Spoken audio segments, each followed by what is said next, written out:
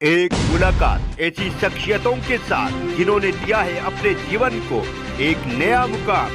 रूबरू कराएंगे ऐसी कुछ हस्तियों के साथ एक खास शख्सियत के साथ मुलाकात जयदेव पटेल के साथ नंबर 1 इंडिया न्यूज पर। नमस्कार व्यूअर्स, मैं जयदेव पटेल और आप देख रहे हैं नंबर 1 इंडिया न्यूज। आपका एक बार फिर स्वागत है एक खास शख्सियत के साथ मुलाकात प्रोग्राम में। आज हम बात करेंगे जम्मू कश्मीर और हरियाणा विधानसभा चुनाव की तारीखों का ऐलान हो चुका है। ऐसे में इस बार कौन किस पर कितना भारी, और इसी के साथ साथ हरियाणा में किसानों का मुद्दा कितना हावी रहेगा, जम्मू कश्मीर में 370 आर्टिकल जो है उसका मुद्दा कितना हावी रहेगा और ये किसके लिए फायदेमंद साबित होगा। इन्हीं तामुद्दों बात करने के लिए हमारे साथ खास सम्मान चुनाव विश्लेषक अजीत शुक्ला। अजीत शुक्ला जी, आपका बहुत बहुत स्वागत आज हमारे प्रोग्राम में।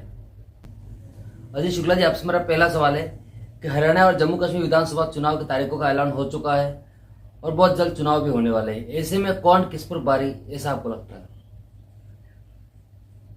देखिए, जम्मू और कश्मीर में जो है वो वैली का जो रीजन है वहां पे 47 सीटें हैं और जो जम्मू वाला रीजन है वो वहां पे 43 सीटें हैं, 43 सीट हैं। डिलिमिटेशन हुआ है, वहां कुछ सीटें बढ़ी हैं जम्मू के एरिया में, तो लेकिन फिर भी बाय एंड लार्ज जो है वो वहां पे मुस्लिम डोमिनेंट है। तो वहां पे भारतीय जनता पार्टी 34 से 35 सीटों पर अच्छा प्रेजेंस रखती है। अब ये देखना होगा कि वो किस तरह से लड़ती है चुनाव, कैसे, क्योंकि पिछला जो लोकसभा का चुनाव था उसमें लगातार जो है उनके वोट शेयर कम हुए हैं और थोड़ा लोकलाइज मुद्दा भी हुआ है। तो इस आगे देखना होगा कि कैसे वो दिल्ली में जो है वो इंडिपेंडेंस और एनसी का वर्चस्व दिख रहा था। तो लगभग बाय एंड लार्ज जो है इसी तरह का दिखेगा। जो वैली वाला एरिया है वहां पे एनसी, इंडिपेंडेंस और पीडीपी का रहेगा और जम्मू वाले एरिया में कांग्रेस, एनसी और बीजेपी के बीच में कॉन्टेस्ट होगा। अब तो इलेक्शन आगे चढ़ता है तो देखना पड़ेगा आगे क्या है, लेकिन एडवांटेजियस पोजीशन में अभी जो है एनसी है। एनसी को सबसे ज्यादा सीटें मिलने की संभावना लग रही। अब रही बात हरियाणा की, तो हरियाणा में जो है वो लगभग जो है 10 साल का एंटी इनकम्बेंसी है भारतीय जनता पार्टी का। पिछले लोकसभा इलेक्शन में जो है वो 5-5 सीटें हुई और जो वहां पे 9 साल तक लगातार मुख्यमंत्री रहे उन्हें हटाना पड़ा भारतीय जनता पार्टी को। तो अगर उनका शासनकाल अच्छा होता तो उनको हटाया क्यों गया, उनको केंद्र में क्यों भेजा गया? तो एक एंटी इनकम्बेंसी वहां दिख रहा है क्योंकि कोई ना कोई मैनेजमेंट किया जा रहा है। तो ये देखना होगा। वहां लगभग 4 रीजन्स हैं, जाटलैंड है, बागर है, कुरुक्षेत्र है और जो है अहिरवाल है। तो देखना पड़ेगा कि हर जगहों पे क्या स्थितियां रहती है, लेकिन बाय एंड लार्ज जो है कमोवेश जो है हर रीजन में जो है वो एंटी इनकम्बेंसी है भारतीय जनता पार्टी के खिलाफ। 2 प्लेयर्स अलग अलग लड़ रहे हैं चुनाव। जो है छोटी जो रीजनल फोर्सेज है, आईएनएलडी है वो लड़ रही है बीएसपी के साथ, और जेजेपी जो है वो चंद्रशेखर की पार्टी जो है एएसपी है उसके साथ लड़ रही है। तो वो देखना पड़ेगा वहां, क्योंकि दलित बहुत सिग्निफिकेंट वोटर्स हैं। जाट और दलित जो है वो बहुत ही सिग्निफिकेंट है।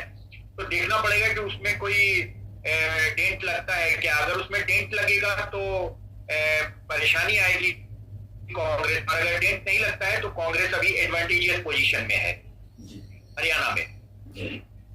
अजीत शुक्ला जी, अगर हम बात करते हैं हरियाणा विधानसभा चुनाव में, तो ऐसे में किसानों का जो मुद्दा है ये कितना हावी रहेगा और किसके लिए फायदेमंद साबित होगा? निसंदेह किसानों के मुद्दों से जो है बहुत नुकसान हो रहा है भारतीय जनता पार्टी को। वहां पे विपक्षी जो पार्टियां होंगी उनको किसान मुद्दा का फायदा मिलेगा। दूसरा है कि किसान या पहलवान दोनों थे, उनको वो मुद्दे उठे, अभी तक वो बॉर्डर पे हैं, तो उसका नुकसान कहीं ना कहीं दिख रहा है, वो आराम से दिख रहा है। उसके लिए कोई जरूरी नहीं है कि कोई आम व्यक्ति भी ये बता सकता है कि उसका नुकसान भारतीय जनता पार्टी को हो रहा है। तो किसानों का जो है वो रोष जो है वो झेलना पड़ेगा भारतीय जनता पार्टी को, इस बार ऐसा दिख रहा है। अब आगे अभी तो लास्ट नॉमिनेशन है, आज लास्ट डेट है, अब देखते हैं क्या होता है आगे। लेकिन किसानों का बहुत अच्छा इंप्रेशन नहीं है भारतीय जनता पार्टी के प्रति। ऐसा समस्त देश में जो लोकसभा का रिजल्ट आया था उस समय भी कहीं ना कहीं प्रतीत हुआ था और अभी भी ऐसा लग रहा है। अजीत शुक्ला जी, अगर हम जम्मू कश्मीर की बात करते हैं तो आर्टिकल 370 का जो मुद्दा है ये किसके लिए फायदेमंद साबित होगा और किसके लिए नुकसानदेह साबित होगा? देखिए 370 वाला जम्मू वाला जो रीजन है जहां पे 43 सीट्स है, वहां पे तो वो मुद्दा बहुत ज्यादा हावी रहेगा। अब देखना पड़ेगा वहां कैंडिडेट्स कैसे देते हैं। अभी कांग्रेस के अभी 2-3 दिन पहले तक तो कैंडिडेट भी नहीं आए थे। अभी कांग्रेस में भी बहुत ज्यादा वो है, अगर कांग्रेस अच्छा कैंडिडेट देती है तो फाइट होगा, नहीं तो वहां पे बीजेपी मजबूत स्थिति में है जम्मू में। और जम्मू में 370 का एक सकारात्मक भाव रहेगा आम जनता में। लेकिन और अपार्ट फ्रॉम जो है वो जम्मू जो वैली वाला रीजन है, वहां 370 का बहुत अच्छा प्रभाव नहीं रहेगा, ऐसा लगता है। दूसरा है कि वो अब पुराना मुद्दा हो गया है, नए मुद्दे में वो लोग कह रहे हैं, उनका ये सोचना है कि भाई जो पूर्ण राज्य का दर्जा था वो नहीं दिया गया, भारतीय जनता पार्टी ने हमसे छीन लिया, इसको यूटी बना दिया। तो ये मुद्दा उभर कर आया है कहीं ना कहीं वैली वाले इलाके में। तो वो देखना पड़ेगा कि वो किधर जाता है, वो इंडिपेंडेंस और एनसी और पीडीपी के बीच में बढ़ता है या वो जो है किसी एक की तरफ एक तरफा जाता है। ये बहुत देखने वाली चीज हो। जी अजय शुक्ला जी, आपसे मेरा एक आखिरी सवाल है कि कहीं न कहीं हरियाणा में सिख समुदाय भी रहते हैं, निवास करते हैं, ऐसे में राहुल गांधी की तरफ से जो एक बयान दिया गया सिखों को लेकर के, तो क्या इसका कुछ इम्पैक्ट आएगा हरियाणा विधानसभा चुनाव में, ऐसा आपको लगता है? कैसा उसका कैंपेन किया जाता है ये इस पे निर्भर करेगा, क्योंकि इस तरह के जो तात्कालिक मुद्दे होते हैं उसका तात्कालिक फायदा जो है वो हर पार्टी अपने अपने तरीके से बुनाती है। तो अब जो वहां पे सत्ताधारी पार्टी है उसके पास तो एक मुद्दा आ गया, अब वो किस तरह से इस मुद्दे को भुनाएंगी ये बहुत ज्यादा मायने रखेगा। हालांकि राहुल गांधी पहले से उनकी पॉपुलैरिटी बहुत ज्यादा बढ़ गई है। अगर कोई ओपिनियन पोल ना देखें और कोई अगर हम सर्वे भी नहीं देखें तो वो उनकी जीत 3,90,000 के करीब से हुई है। तो ये साफ साफ इंगित कर रहा है कि उनकी पॉपुलैरिटी बढ़ी है।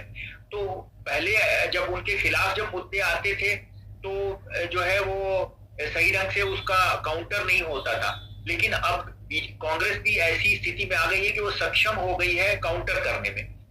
तो देख पड़ेगा दोनों तरफ से किस तरह से मुद्दे उठाए जाते हैं और किस तरह से काउंटर किया जाता है। अगर उसका रिबर्टल ये लोग अच्छे से करते हैं तो ठीक है, और नहीं अगर कर पाते हैं तो इसका नुकसान कहीं ना कहीं कांग्रेस को आंशिक रूप से हो सकता है। जी अजय शुक्ला जी, आपने हमारे लिए समय निकाला, उसके लिए आपका बहुत बहुत धन्यवाद।